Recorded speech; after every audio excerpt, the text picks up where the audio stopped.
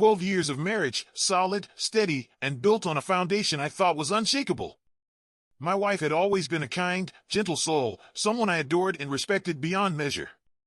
There were no stormy arguments or dizzying highs, just a steady rhythm of partnership. Then, one day, she looked me in the eye and dropped a question that shattered the rhythm completely. What if we considered opening up the marriage? The words hung in the air like smoke. Her reasoning? Apparently, all her friends were doing it. It's 2024, she added, as if the calendar year somehow validated the idea. I didn't explode in anger. I didn't yell or accuse. Instead, I leaned into calmness, asking her questions to understand. Is this something your friends are pushing you into? She said no. Is there someone you already have in mind? Again, no. She assured me, we don't have to do it if you're not up for it. Her words were soft, even kind. Still, I asked for time to think it over, and she agreed. But doubt gnawed at me in the days that followed. Against my better judgment, I checked her phone and laptop for clues. Nothing. No messages, no hidden files, just the ordinary trail of life we'd shared. Last week, after careful deliberation, I told her my decision. I looked her in the eye and said, "You can have anyone you want because I want a divorce." The dam broke. She sobbed uncontrollably, her words tumbling out in a desperate torrent. If I'd known this would happen, I never would have asked, she cried. Now, we're in a stalemate. Neither of us is willing to leave the house. I've moved to the guest room, and she's called in sick from work. Every day, she begs for a conversation, pleads for me to return to our bedroom. But how could I? The mere suggestion of an open marriage unraveled something fundamental in how I saw her. Was I too quick to pull the trigger? I sought advice, curious if others thought my reaction was extreme. The responses were varied. Some agreed with me, sharing stories of their own heartbreak. Open marriages often signal the beginning of the end, one person said. You did the right thing. Another chimed in, I wish I'd had the courage to ask for a divorce before things got messy in my marriage. But others thought I acted impulsively. It sounds like she just wanted a conversation, not an ultimatum, one commenter wrote. You should talk to her, not necessarily to save the marriage, but to respect the years you've spent together. Another person added, if you truly can't forgive her for even entertaining the idea, then you're doing what's right for you. But partnerships thrive on trust and communication. Maybe she was just trying to be honest, and you took it as betrayal. I started to second-guess myself until she confessed. It came out of nowhere, a second phone I hadn't even known existed. She revealed it, thinking I'd already discovered her secret. She'd been emotionally cheating, and she admitted she was gearing up to take things further. Her friends, those same ones advocating for open marriages, had coaxed her into believing this was acceptable. It would have eased my guilt if you went along with it, she confessed, her words like poison to my ears. The messages, the plans, the lies, it was all there. The images in my mind turned my stomach.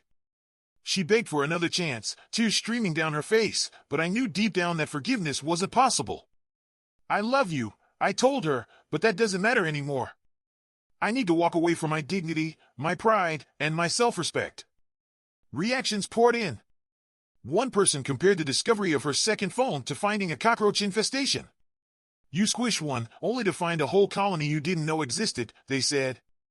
Another wrote, your decision to prioritize your dignity is admirable. Staying would only prolong the pain.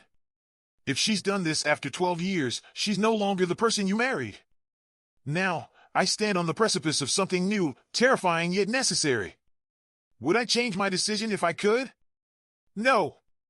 The person I thought I knew is gone, replaced by someone I can no longer trust. What would you do? Would you have walked away, or would you have fought to salvage what was left? Nearly 2 weeks. That's how long it's been since I last saw him. While I stay in the house, he's holed up in some sterile, short-term corporate apartment. The separation feels tangible, like a thread pulling taut between two worlds. For the entire month of November, my appetite vanished like smoke in the wind. But something shifted a week ago. For the first time in what felt like an eternity, I could actually eat. I sleep through the night now, no more waking up in a cold sweat, gripped by panic or drowning in an endless loop of sorrow. The heavy pit in my stomach that once seemed permanent? It's lighter, almost bearable. Even the tears, once my constant companion, have subsided. I haven't had a full-blown cry in days. What changed? I started leaning on my support system like never before, reaching out and letting people in. Each night last week, I called a different friend, pouring my heart out for hours. It felt raw, cathartic.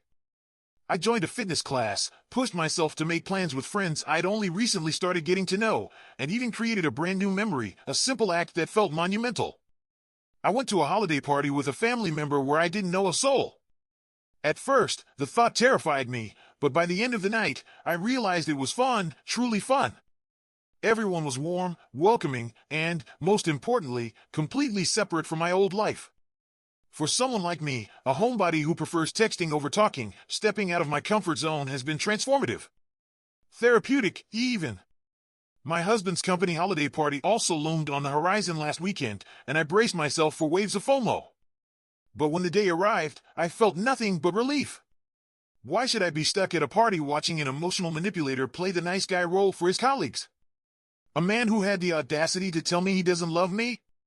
I have people who love me, people who matter. I took control. I muted Instagram stories and posts from anyone attending the party, out of sight, out of mind. It worked. I'm in individual counseling twice a week, pouring my energy into healing.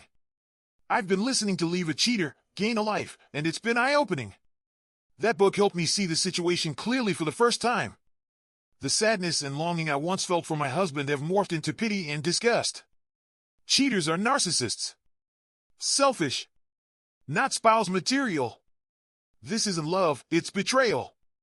Telling my story has been liberating. At first, I feared judgment or tarnishing his reputation in case of reconciliation, but I realized my healing matters more. His actions damaged his reputation, not my truth. And the response from my friends and family? Overwhelming support. I've kept contact with him minimal, only replying to logistical texts. I never initiate. That boundary feels necessary.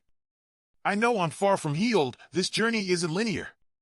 I'll cry again, feel lost again, but I've started climbing out of the spiral I thought would consume me. To anyone struggling in the throes of betrayal, we've got this. Oh, and about that separation? He says he's undecided about divorce. Whatever that means. I'm not rushing. My well-being comes first. I have a lawyer in mind if I need one, but for now, I'm focused on me. And isn't that the silver lining in all this chaos? Who needs to endure a facade-filled holiday party with someone who's thrown their vows in the trash when you can spend an evening surrounded by genuine love and drama-free joy? As for him, the man who decided to chuck our marriage into the blender of infidelity? That's on him. This road to recovery is mine, and I'm walking it with resilience and grace.